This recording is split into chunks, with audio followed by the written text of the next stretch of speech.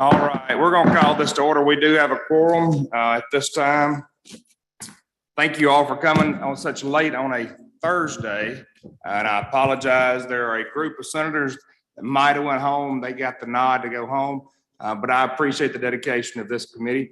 This will be our last committee meeting for the year. And what it does, it provides us with the ability to get these individuals who are from around the state and get their nominations before this committee, along with our economist who will testify in just a moment.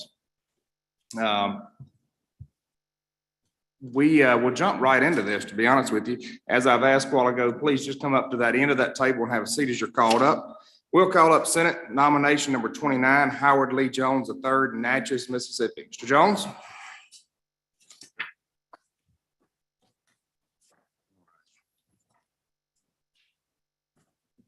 All right, Mr. Jones, you are being appointed, or you're up for appointment from July 1st, 2021 through the end of June of 2026. Please tell the committee a little about yourself.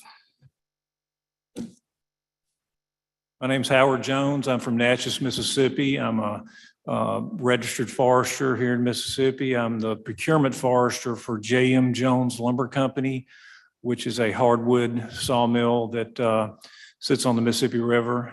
And we manage a lot of timberland for clients in that area and just take care of people's timberland. All right, you've got your peer reports before you for Mr. Jones. The peer report itself does not identify anything of concern for Mr. Jones. I do have one question for you, Mr. Jones. There's been a lot of back and forth across the years. You've been working in this profession for a number of years. I ask you the code of ethics for the registered foresters is something you've sworn by in the past as well. Do you pledge to this committee that you will uphold that code of ethics if you are confirmed and given the advice and consent of this committee to go before the full Senate? I do. To the committee, do you have questions of Mr. Jones? All right, seeing no questions at this time, I'd entertain a motion. Senator Seymour. Advise and consent. All right, the motion is to advise and consent to the appointment of Howard Lee Jones III to this term ending 2026. As to the committee, how vote you? Aye. All right, any nays? All right, the ayes have it. We will send this to the full Senate for additional action. Thank you, Mr. Jones. You're welcome to sit in the audience or you're welcome to go home. It's up to you at this point. Thank you. All right, the next will be Senate nomination number 30, John Beecher Mitchell Sr. from Corinth, Mississippi. His term would be July 1st, 2021, ending June 30th, 2026. All right, Mr. Mitchell, please tell us a little about yourself. Well, as stated, I live in Corinth, Mississippi. I am currently a forestry consultant and have been since 1997. Prior to that, I worked for industry as a timber and land buyer for Packaging Corporation of America. That's the Counce paper mill at Counce, Tennessee. I was the operations manager for the Woodlands Division when I left them. And I state that to tell you, I know about the procurement business, that side of the industry business. And when I became a forestry consultant, I became one, and it's a lot different than I thought it would be initially because you're representing the best interests of your client. But we've been doing that for 24 years now. My son actually owns the business now. He's a forester and a wildlife biologist, and I have the pleasure of working for him now. And we have office in Corinth, have one in New Albany, have one in Lucedale. All right. As to the same question I asked your former colleague there, you have a code of ethics for the registered forester. Do you pledge to abide by that and state that before this committee at this point? I do. All right. As to the committee, be there any questions? I got one, Mr. Chairman. All right. We'll go with the vice chairman first and then you, Senator Buck. Thank you, Mr. Chairman. After our little meeting this morning, would the board, once y'all get all of set up, look into kind of making an effort to where the unknown from the suppliers to the mills and all would have an avenue that they would understand as far as the process of what we had went through earlier? I'm not sure I understand what you're asking. Say that again. In other words, the information that you received today that y'all were not aware of, if y'all would put some guidelines down to where if a complaint is filed, that you would have the proper information needed to address some of the problems in the future? Well, yes, but we've got a complaint procedure that is on record. It's part of our law in the Secretary of State's office. There is a procedure that's outlined for complainants to fill out a complaint form. And when they do that, they need to have evidence supporting what the issue is. And, we're glad to review those type situations anytime. And we always do. Now, if we can't clearly see where the Forestry Law of 1977 or the Code of Ethics has been violated, then we tell them that we don't see where that's happened. But if they can bring back more evidence, we'll be glad to receive it. I know, but sometimes a little more simplicity to those that in that case did not understand what was actually y'all needed before y'all can make a ruling sometimes. I just would, look at how we can make this better to kind of get these type issues from happening again. I want you to know, I certainly appreciate your interest in helping us. And if we took the forestry law to the legislature, and I don't remember the year now, but it had some loopholes in it where foresters, registered foresters, could sponsor people, not necessarily foresters, but forestry technicians, maybe that had a 2-year degree from a junior college that kind of knew what they were doing about cruising timber and things like that. And these people could sponsor them, and then they could practice. And of course, they were supposed to be supervised by the registered forester, and it wasn't taking place.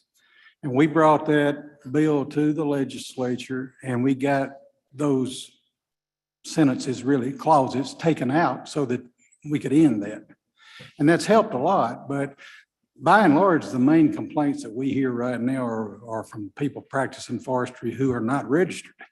They are not foresters. And a lot of them are these 2-year graduates from junior colleges that are out there operating. Well, the law says that you can buy timber and not be a registered forester. Y'all can buy timber. But it's hard to regulate that. And we have cases all the time where people are complaining about, well, I wasn't treated right by this guy, So we see a lot of stuff like that, and we may need to come to you in the future for help with that. But by and large, the industry system for paying for wood and our system that we have for making complaints, it's not broken. It's just hard to deal with bad actors. And there are bad actors out there. Thank you. Mhm. Thank you both on that. Senator Butler. Thank you, Mr. Chairman. You say you're from Corinth? Current, yeah. Current? That's right, Yeah. Current. That's like some people Yeah. say, that's in Alcorn County, and a lot of people say, well, that's Alcorn. Yeah. That way Sorry. we know you're not from there. That's right. Well, you know I'm not from there, right? Okay, I got you. Okay. You don't know a guy out there named Eric Powell, do you? Oh, yeah, He's a pretty good old guy. yeah. You said something about a mill that you worked at, Packaging Corporation of America, yeah. is that the mill that he works at, or is that Yeah, I'm assuming he's still there. I haven't talked with him in a while, but he was, yes. He was there. Okay. All right. Well, he must be a pretty good old guy from Correct. Thank you, sir. Thank you, Senator. I do want to raise one question from the peer report, and it's nothing that's going to affect anything. I would encourage you to look at your voter registration address, as peer found that there seems to be a discrepancy. So before you go vote next time, you might want to go see your circuit clerk and get that cleared up. Very easy deal. I'm not asking to come vote in my district, but I would do that. It does appear that there's two addresses that are on file there. Very easy fix. You can handle that. I've bought 3 houses in the last 2 years, so it's Poor having fella. trouble catching up with me, you know. That's the only thing. So as long as you've got that cleared up. Be there any other questions from the committee? If not, I'd entertain a motion. Advise and consent. All right, the motion is that we do advise and consent. All in favor of advise and consent, say aye. Aye. Any opposed? All right. So we will report that over. That you will go to the Senate floor now, Mr. Mitchell. Thank y'all.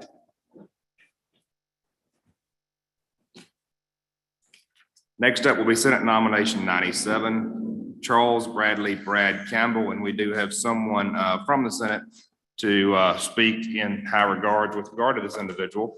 Senator Williams, you're here not just for him, you're here to join us today, but if you would like to lead this discussion, I will tender you and recognize you for a discussion. Well, thank you, Mr. Chairman. I would like to behalf of Mr. Campbell to say it's someone I've known personally for probably 20 some odd years. And I think, you've been on this board for a while, and I think it's great that the reappointment is here and welcome that. That's all I need to say, Mr. Chairman. Thank you. Thank you, Senator Williams. Mr. Campbell, will you tell us a little about yourself? Basically, I'm in the consulting forestry business there in the Starkville, Mississippi area.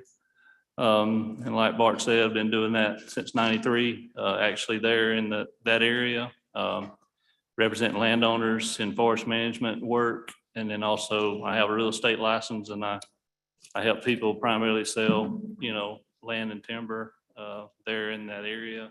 So that's primarily what I've been doing. How many years have you been doing that? Since '93. 93. All Yes. right. Still stacking up. There's a question I will ask you, as I've asked everyone, and I believe it's crucial to your board that you're being appointed to. Do you agree to abide by the code of ethics for the registered forester? Yes, sir. All right. The other question I've got for you is, and I would encourage anybody that's still left here for this appointment, remember you do have a statement of ethics that's due every year. I encourage you to go home and check on that and be sure that gets filed so that we can keep you on that board instead of you not being on that board anymore.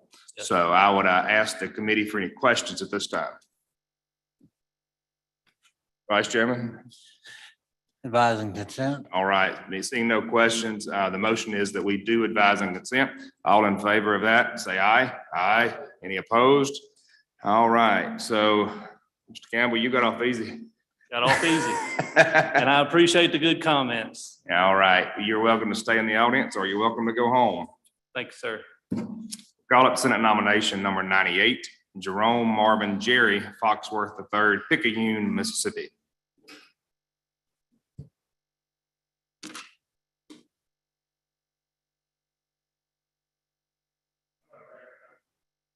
I'm gonna recognize at this time our vice chairman, as you are from Picayune, Mississippi, Mr. Foxworth, to speak on your behalf. Have you? I met him several times, and some of the stuff that have come up in the area, he has always addressed it well. All right, thank you, Mr. Vice Chairman. Mr. Foxworth, will you please tell us a little about yourself? I'm a forestry consultant, been practicing since 1999. Live in Picayune, my office is there in Poplarville. Like the other guys have said, I represent small landowners in forest management.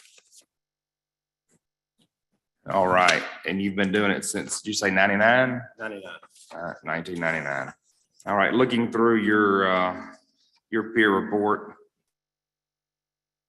I see no information of concern. I will ask you, as I've asked everyone else, do you agree to abide by the code of ethics for the registered forester with your service on this board? I do. All right. Committee, have there any questions from the committee? Any questions from the committee? Seeing no questions, Senator Seymour? Move to advise and consent. The motion is that we do advise and consent for Jerome Marvin Foxworth III. All in favor, say aye. Aye. Any opposed? All right, Mr. Foxworth, you got off easy as well. Thank you for coming in today. All right, last but not least, we have actually two nominations here, and I would move that we be allowed to take those two nominations up in block.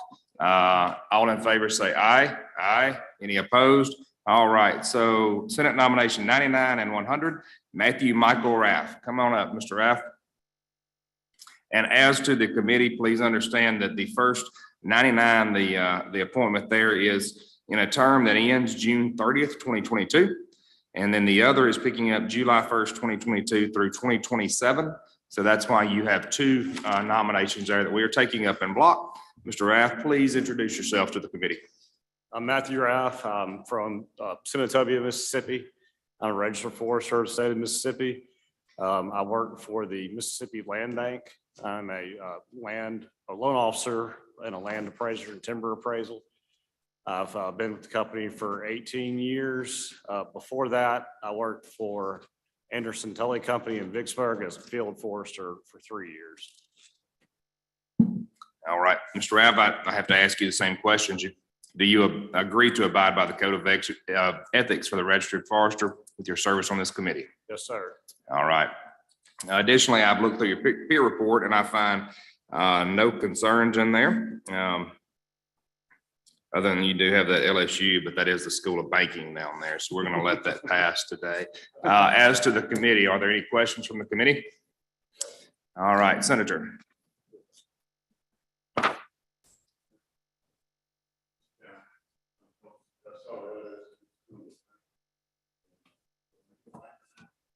I work for the farm credit system. And so we're more like a mortgage company and lenders. I'm not in commercial banking, but we do finance land transactions and agricultural purposes. And I'm a branch manager also for our branch. And they sent me to the school just to increase my knowledge in lending and banking.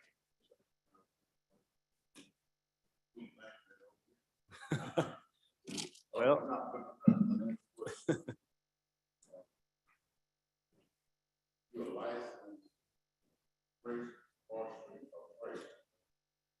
I'm a licensed, I have a forestry license, yes.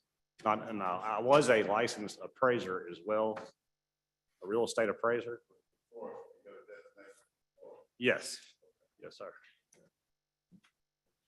All right, thank you, Senator. Y'all talking about we attorneys getting into it. Now we got the bankers getting into it here. So Kaufman, Senator, would you care to get into it? All right. Are there additional questions from the committee? Seeing no questions, Mr. Vice Chairman, for a motion. Who do we advise and consent? All right, the motion is that we do advise and consent for Senate nomination number 99 and Senate nomination number 100, Matthew Michael Ralph. All in favor say aye. Aye. Any opposed? All right, Mr. Ralph, we will send this to the Senate floor. Y'all are free to go today, or you can stick around for the economist at this time. Thank you. Thank you. All right, committee. I appreciate y'all sticking around for this. Please remember you have peer reports that will need to go back to our committee assistant before this meeting is over. At this time, we would call up Dr. Sean M. Tanger. Dr. Tanger. And please understand that this is by my request. I requested because of all of our constituents out there that are not understanding the difference between the lumber and saw timber price and the stumpage price. So Dr. Tanger is here to try to give us that in a layman's term and to allow you to ask as many questions as you want. And he's got a PowerPoint for us. Dr. Tanger, I will open the floor to you. Oh, good afternoon. How are y'all doing today?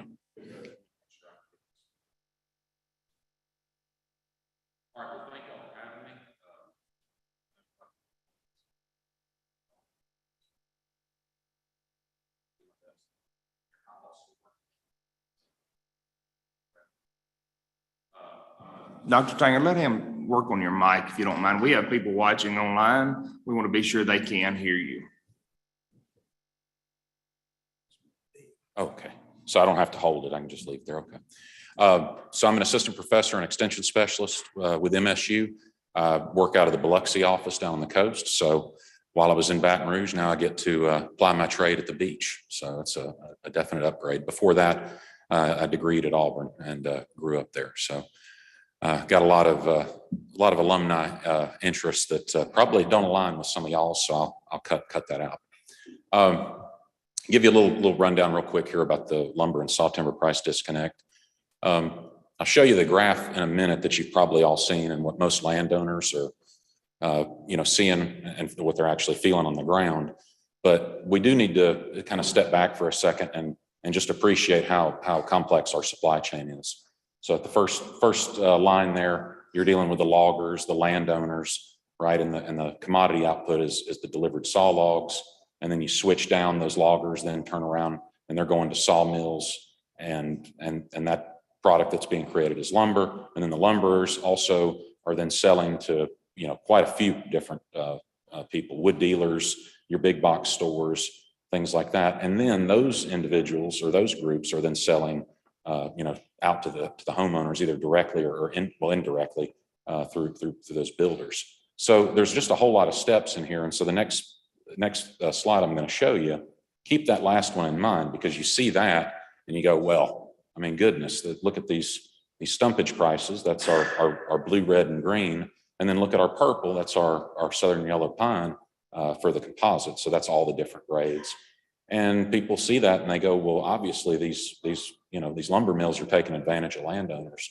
And there's just a whole lot of context that goes, behind this. So I'll try to work out the kinks of that as quickly as I can and not bore y'all to death. Usually my talks are really good for going to sleep at night, and we don't want that to happen. All right, so you can see here, we actually have the framing lumber index, and then the dotted line below that are the average variable costs for those firms. Okay, so that doesn't include all of your costs, right? There's fixed costs, but it does give us some idea about profitability. And certainly we'll get into this more, but as you can see at the end, that average variable cost has taken a significant bump up from what it was previously. But if we go back in time, it's not since the 2 million starts, in 2005 and 6, or 2004, 5, and 6, where we see kind of the gaps, right, that we had before. So once we go into the recession, we come out of that, we flush a lot of mills out of the competition pool. And from then on, we steadily see this rise, in the lumber price. Okay. And we'll see why those stumpage prices have been flat over that same period. But obviously, most recently, right, some of the stuff we're seeing at the end of that first graph, that's not just your typical run of the mill, high profitability that we've seen in the past. Also to point out on the second graph, this isn't just a Southwide phenomenon. If you look, we also see the Northwest, Pacific Northwest, log prices, and they're elevated as well. Even throughout that period, after 2009, it's not as much, but then of course with the pandemic, they've responded to that as well. One thing we have to keep in mind, not only did we go through a recession and housing starts go bottom out to I think about 400,000 or 500,000 at their lowest, but as that occurred, we went from robust mill market for sawmills especially, but for the other products, not terrible as well. And then if we go to the post recessionary period, several years after, you can see just the absolute destruction in the number of sawmills. And so what we've had is a concentration in the industry. There's fewer players. The mills are much larger, around 48% in total. About 5 companies own 60% of the production. So while I would never, none of the evidence I've seen points to any collusion, there's certainly market power that's been able to be brought to bear by the mills that wasn't in the past, right? There's fewer competitors competing for logs with you, and there's maybe just as many people bringing you logs or trying to bring you logs. I had one logger tell me, it's like they know exactly how much they have to pay me to keep me in business. And as an economist, I'm thinking, no, it's not that. They're doing price discovery.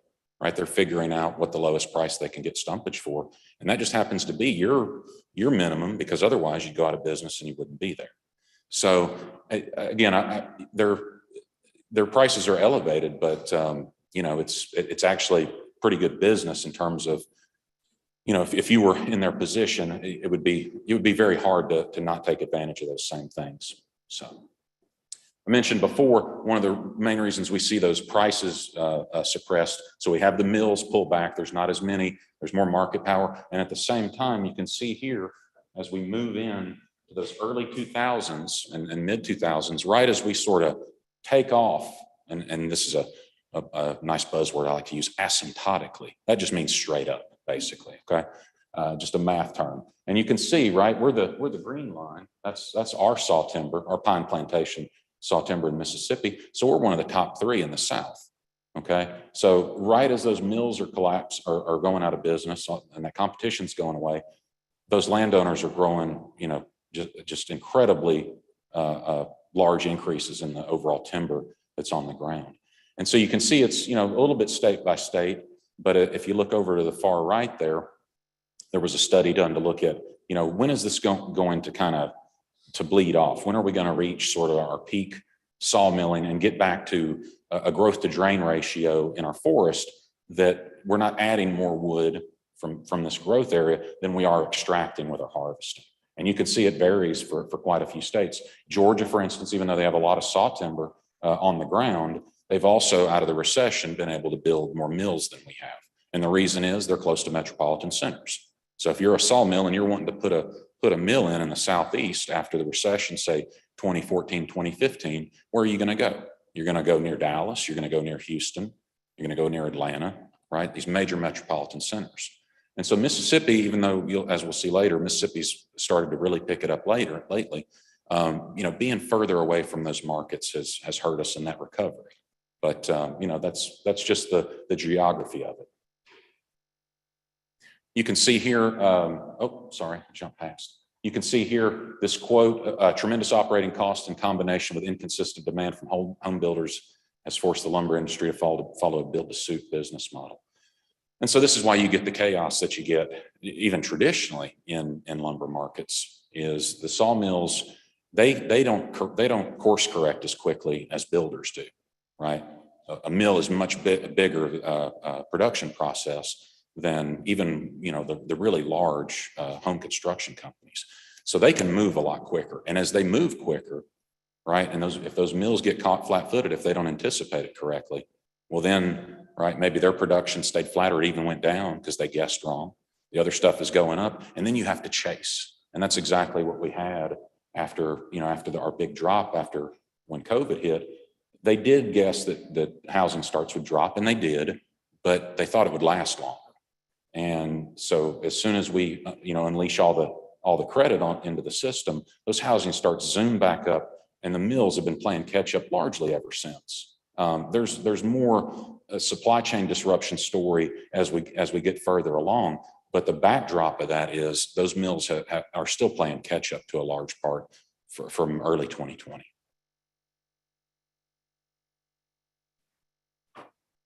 Yeah. Sorry.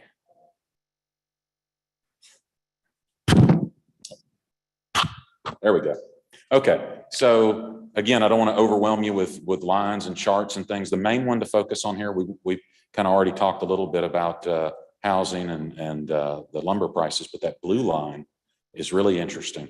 So you can see that's a sawmill output index, and this is across the US. So it's not Southwide specific, and you just can't get the data down to that fine a level. But you can see overall, even with these elevated prices, these sawmills have been limited in terms of their ability to add in production in order to meet that demand, at least, you know, on the per mill basis. So they can add a little bit, they can do overtimes and things like that, but that's limited by employees and, you know, things like that.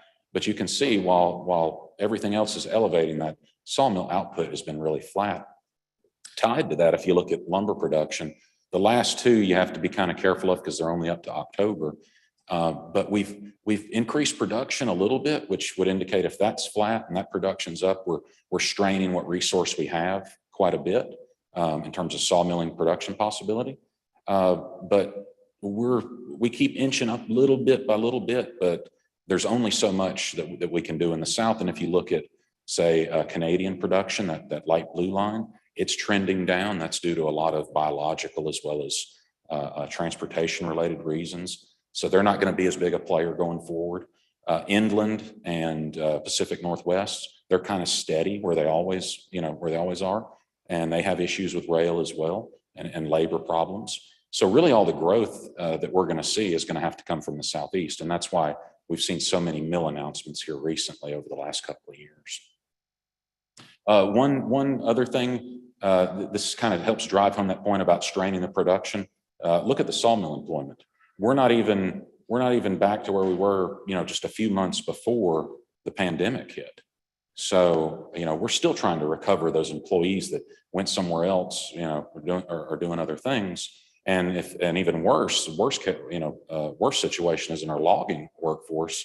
We've lost significant laborers. Now, those that have remained in the system, they're more profitable and they're happy to have that business. But as we add in new capacity at the mill level, we're going to need loggers to take the wood to them. So I think, for me personally, that's where I see, kind of that's the biggest red flag for me personally. Other economists might look at it differently, or even some of the others in this room.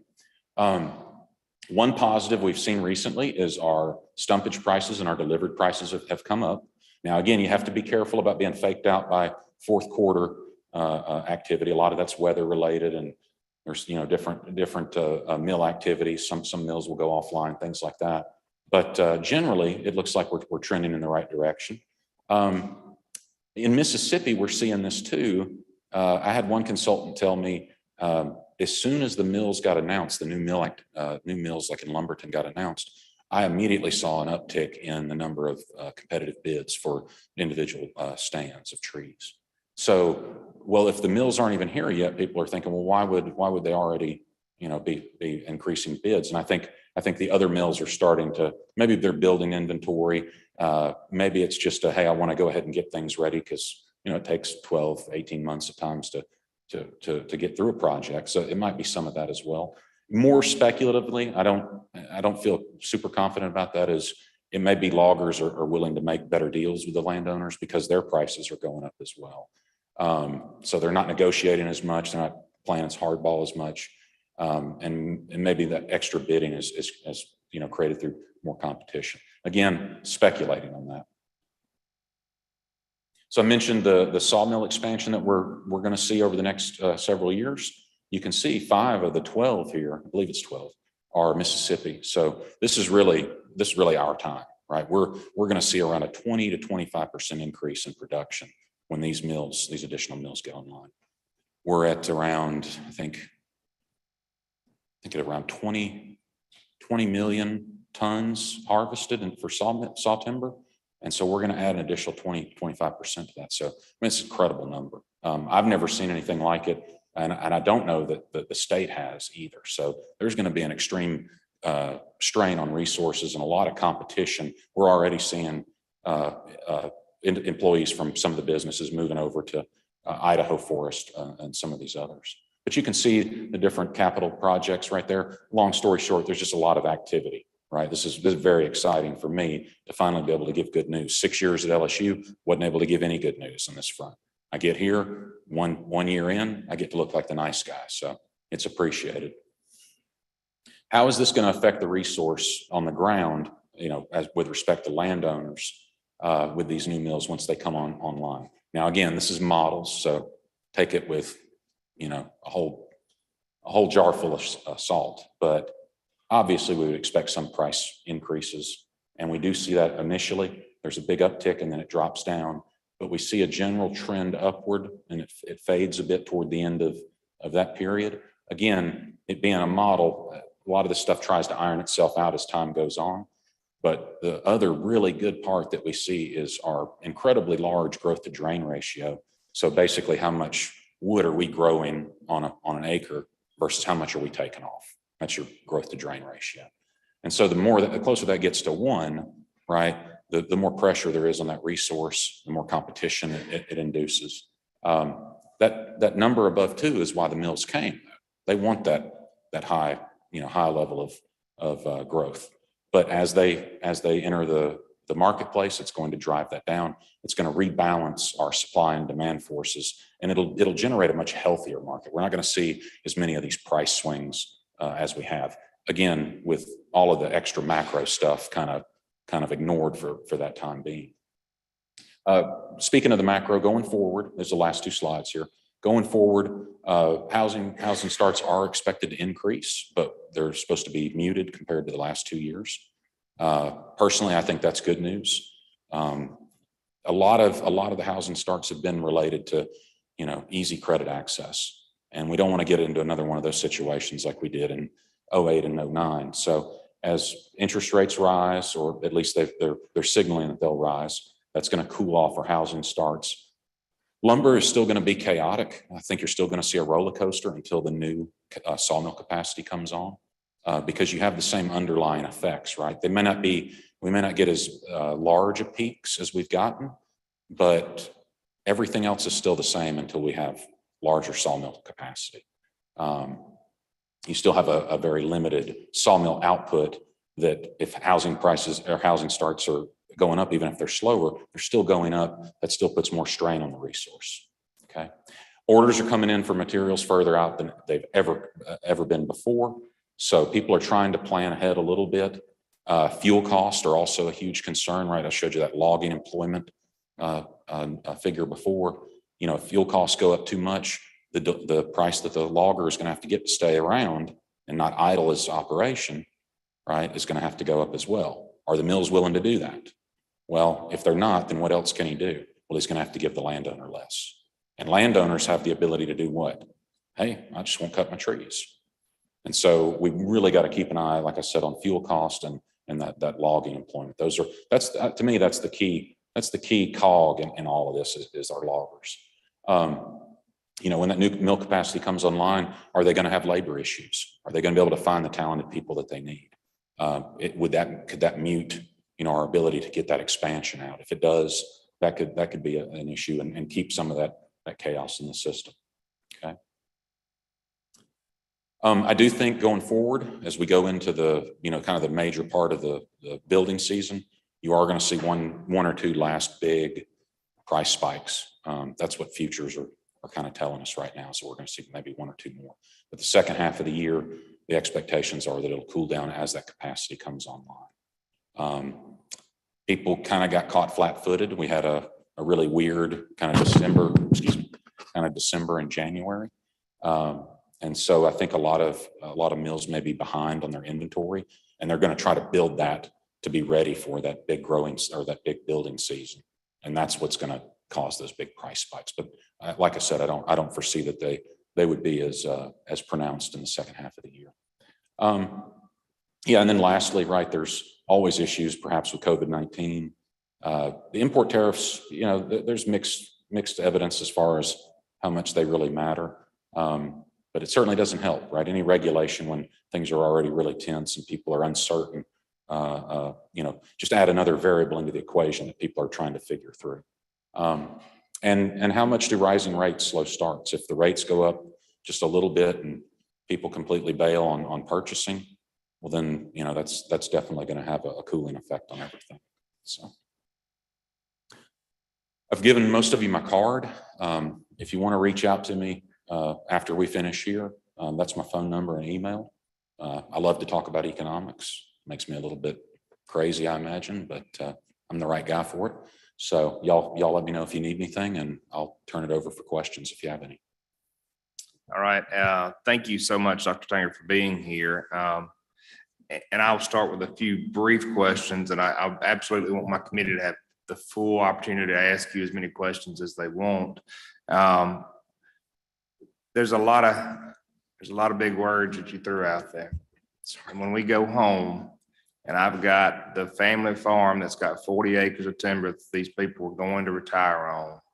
They ask us, why is it I can't afford a 2x4 in the store, but I can't afford to cut my trees at home? There is no simple answer. Is that basically what you're telling us? There's no simple answer. I think the the easiest one is to tell them, you know, the sawmill capacity and how it's limited. And the fact that they don't have any competition.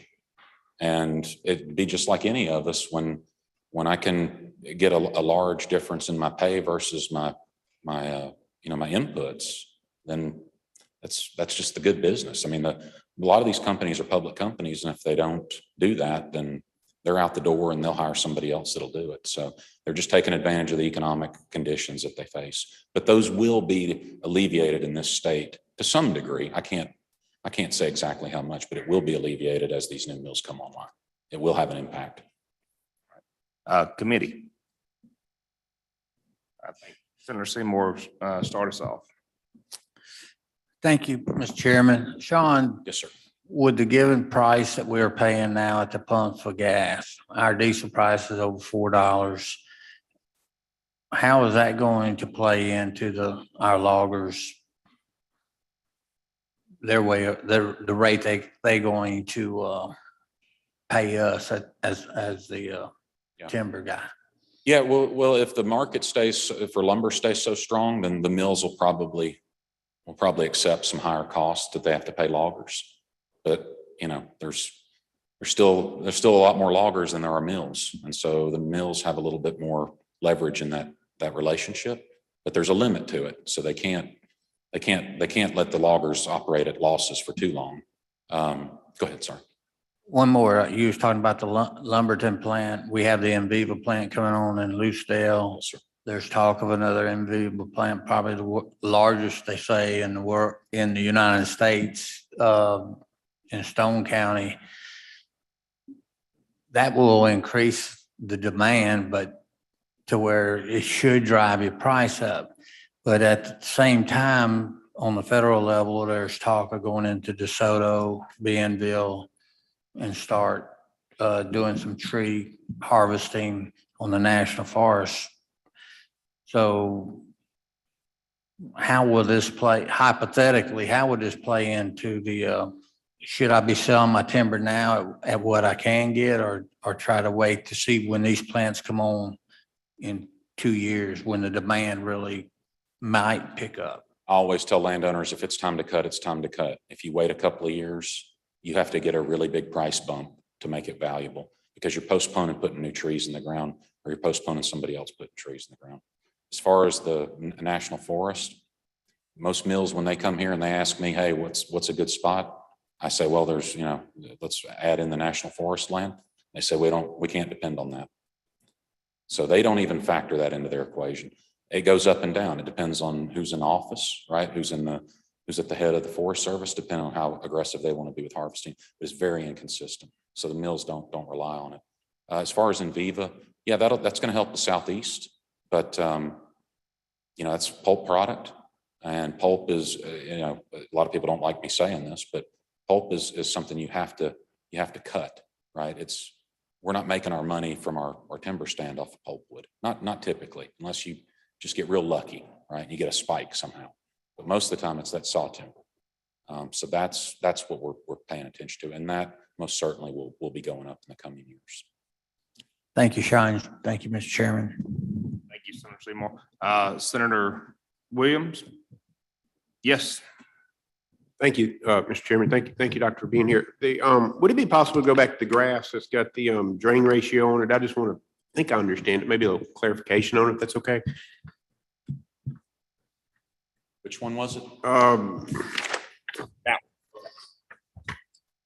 That's it. The first one, and I know that's a predictive model if I'm looking at it right. Yes, that if we get the expansion that's predicted to come in 3 years and 25, we start accelerating on prices, and we're speaking to saw timber on this graph, and we kind of peak there in 28. So that being a predictive model, if you look at the correlation on the next graph, as we go down from a drain ratio of 2 approaching 1, the sweet spot seems to be 1.5. Is that true, where equilibrium kind of has, the supply and demand kind of balances itself?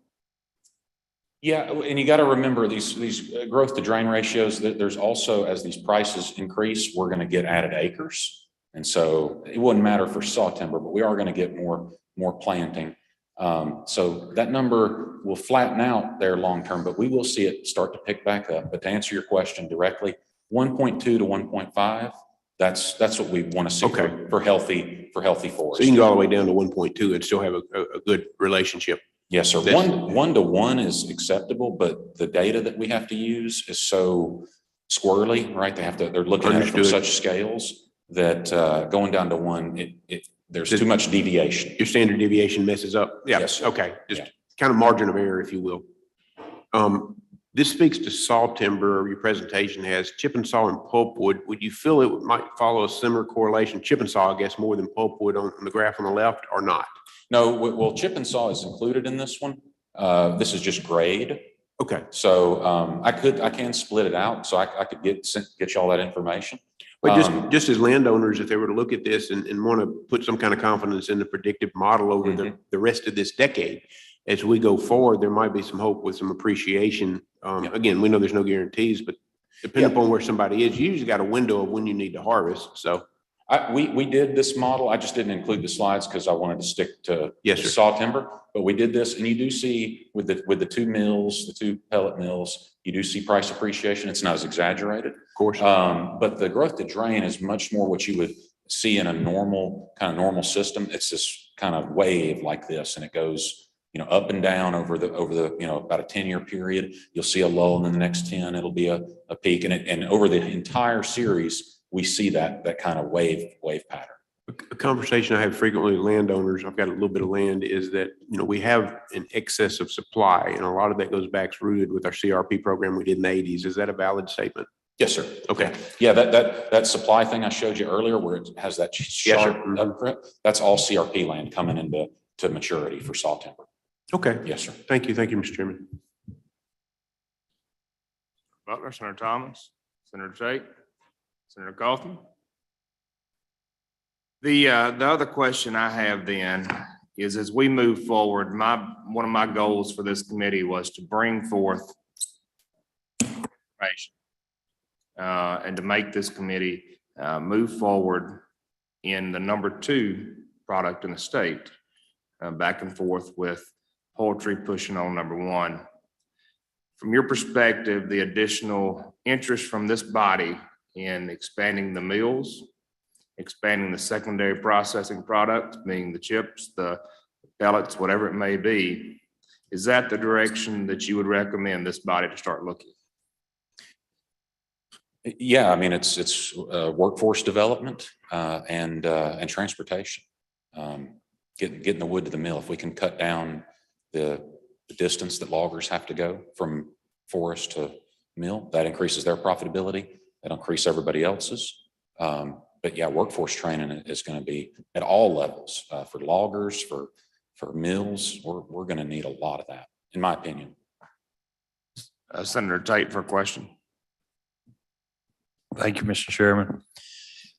This may be something that you get back with us on, but is there a certain region of the state that you just think, man, why is there not a mill there?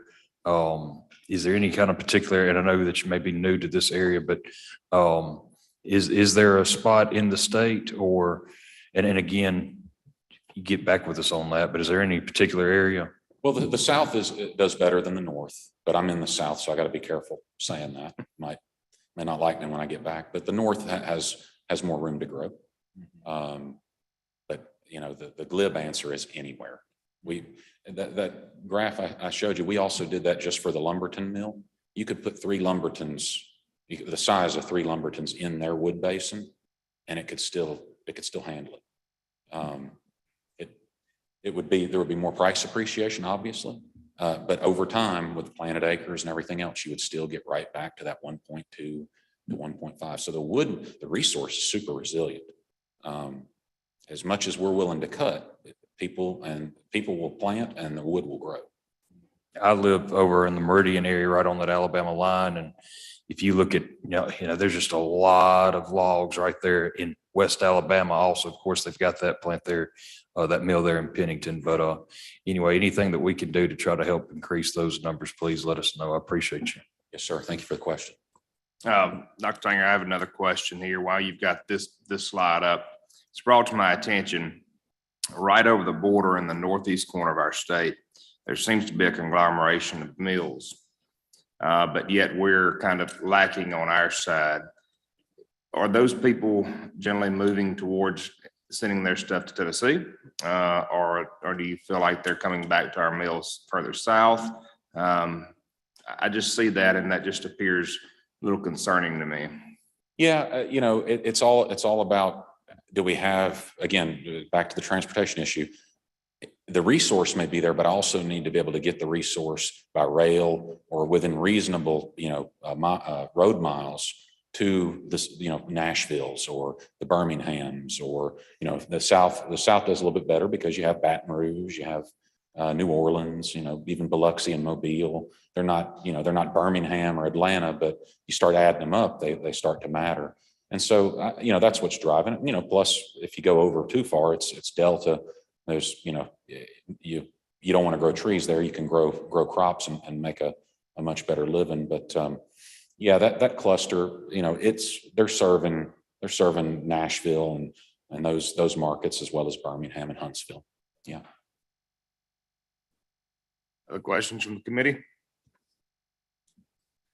Dr. Tanger, I appreciate you coming down for this, and I know that it's a beautiful day outside, and this entire committee would like to get out there and enjoy it. But we appreciate you leaving your information so we can contact you again. As a committee, I appreciate everybody being here. You've worked diligently with me. You've stayed here at 2 o'clock on a Thursday in a beautiful weather, and you've done a great job.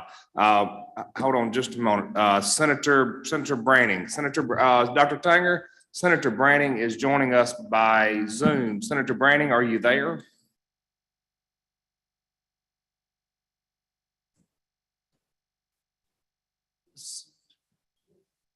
Senator Branning, unmute your. All right, we definitely want Senator Branning to ask her questions.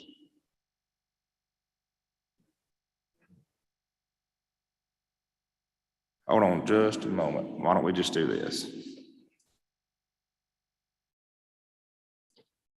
Hold on just a minute, Senator. I'm gonna put you on speaker. All right, if you'll just mute that one over there, we're gonna put Senator Branning here to speak. Senator Branning? Good afternoon. Thank you for making a way for me to ask a question. I'm not sure, I was having a little difficulty. I've been able to listen in the entire presentation, and Doctor, I appreciate all the information. I've been taking notes. I cannot be there in person. First of all, Mr. Chairman, I want to encourage you, if you've not already thought about maybe putting together a meal tour for the forestry committee members. I think we would all enjoy that very much to see the different mills in the state. But I do have a question about the comment on the spike in prices of the first half of this year that's anticipated. Is that the prices that the mills will be willing to pay for the product? And if so, could you go back over the why for us? Oh, so why prices have spiked most recently? Why prices have spiked, Senator Branning? Is that your question? That's my question, yes. Okay. Yeah, I mean, it's like I said, just a continuation of what we were seeing in 2020. We get these real big price increases. They're trying to track housing demand, housing starts and completions and things like that. But at some point, all the players who are trading lumber, they might be trading in futures, things like that. They get skittish, they panic, and then there's a big sell-off, and so then we see the price drop, and then everybody cools off. Oh, okay, well, now we need to get back into it because our inventory is shrinking, and this housing's still going up, and so then you just off to the races again, and we're just in that part of that cycle. As long as our sawmill capacity is constrained like it is, and housing starts continue to rise, then we're going to continue to see that because of the way, just the human behavior, right? As prices get to 12, 14, 1800, and you haven't seen those very much in the past, people stand to gain and lose a lot of money, and it just makes it more unstable. So you'll see those spikes again. They will be short-lived, but they should be somewhat, alleviated in the second half of the year if we get that new capacity online. But to answer your question, that's the long and short of it. Thank you. Yes, ma'am. Have you any more, Senator Branning? That's all my questions, Mr. Chairman. Thank you. All right, thank you so much. Senator Michelle, you did come in. You have an interest in lumber. Have you any questions for Dr. Tanger before we turn him loose?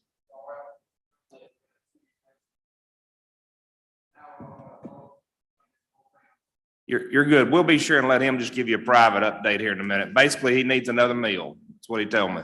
So. Among other things, that's right. All right. Senator Delano, have you any questions? All right. Thank you to the committee. At this point, I would entertain a motion. Rise and report. All right. Rise and report. All in favor, say aye. Aye. Any opposed? Thank you.